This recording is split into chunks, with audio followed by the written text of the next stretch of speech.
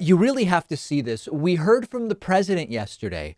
Donald Trump published a completely deranged and bizarre 46-minute video to Facebook after another week went by without seeing him except on the golf course, continuing to promote laughable and even conflicting conspiracy theories about the election.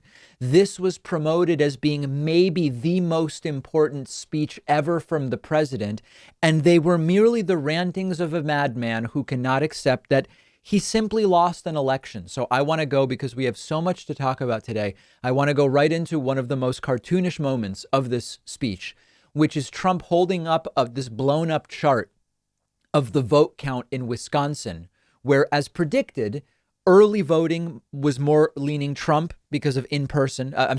Early is a confusing term. In-person voting led to early numbers that looked better for Trump. And then as the mail-in ballots were counted, as expected, it shifted more in the direction of Joe Biden. So Trump now going back a month, Trump still thinks he has something here to the vote count sequelae in Wisconsin. Listen to this. That Wisconsin, we're leading by a lot. And then at 3:42 in the morning, there was this. It was a massive dump of votes. Mostly Biden, almost all Biden. And to this day, everyone's trying to figure out, where did it come from? But I went from leading by a lot to losing by a little. And that's right here. That's at 3:42 in the morning. That's Wisconsin. A terrible thing. There is just so much here that is wrong. Much of it, I'm sure you can tell right away. One of the things that is happening frequently is they keep talking about the times of day when votes were counted as part of the suspicion. This happened at 3:42 in the morning.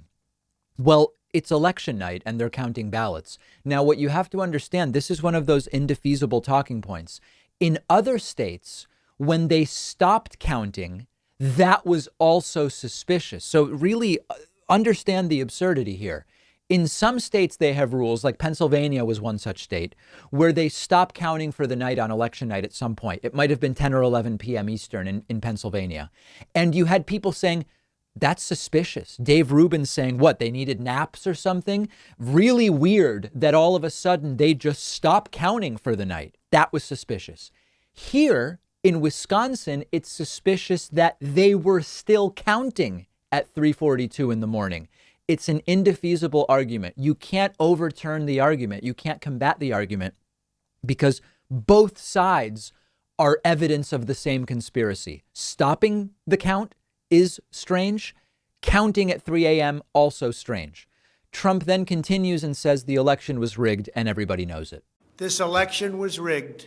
Everybody knows it.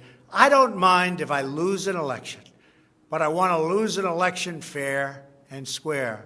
What I don't want to do is have it stolen from the American people. That's what we're fighting for, and we have no choice to be doing that. We already have the proof. We already have the evidence, and it's very clear.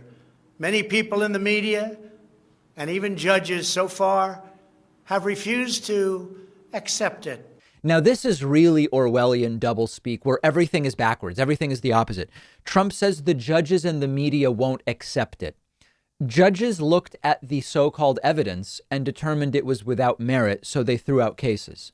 The media did accept that Joe Biden won. So it's a completely backwards alternate reality. Let's look at a little bit more. They know it's true. They know it's there. They know who won the election. But they refuse to say, you're right. Our country needs somebody to say you're right. So once again, this is projection. Trump knows it's true that Joe Biden won, and it's childish to keep pretending otherwise. We'll continue. Ultimately, I am prepared to accept any accurate election result, and I hope that Joe Biden is as well. This is part of the continued play to make it seem as though there is a doubt about the result. Joe Biden and the media and most of the American people have accepted the real results. And It's Trump and his followers that haven't accepted the results. It's all just backwards. And then again, Trump brings up this idea of proof. But we already have the proof. We already have tens of thousands of ballots more than we need to overturn all of these states that we're talking about. This is an election for the highest office in the greatest country in the history of the world.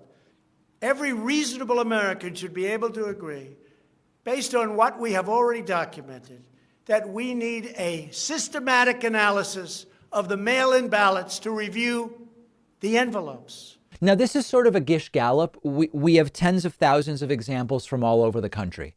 That's not how we do it. We look at one by one. Judges in various states look at examples from those states, and they look at the examples and make a determination about their merits. And in each individual instance, there was no merit. This is a common debating technique, and Trump is doing Gish Gallop by ballot, for lack of a better term, saying we have tens of thousands of examples in all these different states. That's not how we analyze it. We look at these individually, and individually they have been found to be without merit. Just a little more video here. This is the absolute minimum we should expect. This is not just about my campaign, although it has a lot to do with who's going to be your next president. This is about restoring faith and confidence in American elections. The party that has been trying to suppress the vote for a decade now says we need to restore confidence. Donald Trump's Attorney General William Barr, one of the most biased partisan attorneys general that I can remember, already said, as of right now, there is no proof of fraud. Trump's cybersecurity director said there is no proof of fraud. Trump fired him. If you really want to deal with this issue, they have to look at their own party, the voter purges, the attempts to kneecap the United States Postal Service, gerrymandering, that's within the state level. They are the ones that have actually been the perpetrators of what they now claim they are the victims of. It's truly a deranged speech from the president of the United States. It is of massive historical significance in the sense that at some point when this is all over, and the historians and the sociologists and the psychologists and the economists and this is going to be fodder for so many disciplines for a very long time. This is exactly the type of speech that you would look at to sort of epitomize the absolute insanity of what we're experiencing right now. How much longer do you think these types of narratives from Trump will continue? Let me know on Twitter, where you can find me at Pakman.